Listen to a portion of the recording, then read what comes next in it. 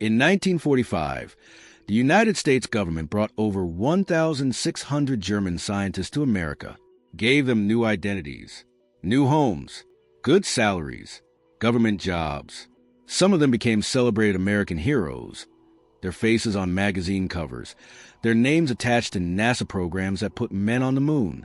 What the American public was not told, what the government actively concealed, was that many of these men had been members of the Nazi Party, that some had used slave labor from concentration camps to build their weapons, that at least one had watched prisoners die in underground factories and said nothing.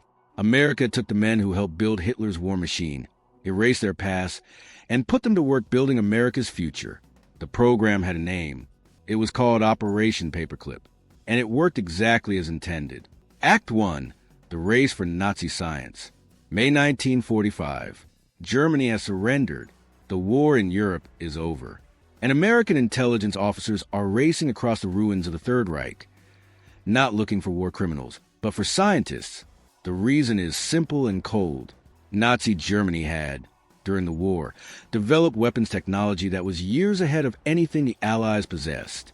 The V-2 rocket, the world's first long-range ballistic missile, capable of striking London from launch sites in the Netherlands, was the most dramatic example. German scientists had also made significant advances in jet propulsion, aviation medicine, chemical weapons, and a range of other fields that American military planners desperately wanted to understand and exploit. The Soviet Union was doing exactly the same thing. As American officers moved through Western Germany, Soviet officers were moving through Eastern Germany, both sides racing to capture the same scientists, the same documents, the same technology before the other side got there. The Cold War had not yet been named, but it had already begun. American intelligence officers on the ground understood what they were looking at. They sent urgent cables back to Washington. The message was consistent. These scientists are invaluable. We need them, and we need them before the Soviets get them. Washington eventually agreed, but there was a problem. Act 2, the problem with the scientists. The problem was simple. Many of the scientists America wanted were Nazis, not nominal Nazis, not men who had joined the party for career convenience and never believed in it. Some of them were committed members of the SS, the most ideologically extreme wing of the Nazi apparatus. Some had used concentration camp prisoners as forced laborers in their weapons factories. Some had conducted experiments on human beings. U.S. law was explicit. Former Nazis were not eligible for visas to enter the United States. The Joint Intelligence Objectives Agency, the body responsible for managing the scientist recruitment program, was aware of this. Their solution was equally explicit. They would simply conceal the scientists' Nazi histories from the State Department and the Immigration and Naturalization Service. Files were altered. Records were classified. The paperclips that gave the program its name were used to attach new, sanitized biographical summaries to the scientists' folders, covering the pages that detailed their Nazi Party membership, their SS rank, their use of slave labor. The paperclip was not symbolic. It was literal. The evidence of who these men had been was physically clipped behind the evidence of who America needed them to be. President Truman had explicitly ordered that no committed Nazis be brought to America under this program. The Joint Intelligence Objectives Agency decided that the president's order was an obstacle to be managed rather than a directive to be followed. They brought the Nazis anyway. Act 3, Wernher von Braun. The most famous beneficiary of Operation Paperclip was Wernher von Braun, the German rocket engineer who became the father of the American space program. Von Braun was brilliant. There is no serious dispute about that. He had been obsessed with space travel since childhood, and the V-2 rocket program, which he led, was the most advanced rocket engineering program in the world during the war. Without von Braun's work at NASA, the Apollo program that put Americans on the moon in 1969 may not have been possible, or may have been significantly delayed. Von Braun was also a member of the Nazi Party. He held the rank of SS Sturmbannführer, a major in the SS. The V-2 rockets he designed were built in an underground factory called Mittelwerk, using slave laborers from the Dora concentration camp. An estimated 20,000 concentration camp prisoners died building von Braun's rockets, more people than were killed by the rockets themselves. Von Braun later claimed he had been unaware of the conditions at Mittelwerk. Survivors and historical records suggest otherwise, that he visited the factory, that he requested additional slave laborers, and that he was aware of the deaths occurring there. In America, von Braun was celebrated. He appeared on the cover of Time magazine. He collaborated with Walt Disney on television specials about space exploration. He became director of NASA's Marshall Space Flight Center. When Apollo 11 landed on the moon in July 1969, Wernher von Braun was in the control room, celebrated as one of the architects of humanity's greatest achievement. His SS membership was not mentioned. Act 4, The Others.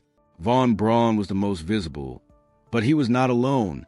Operation Paperclip brought over 1,600 German scientists to the United States.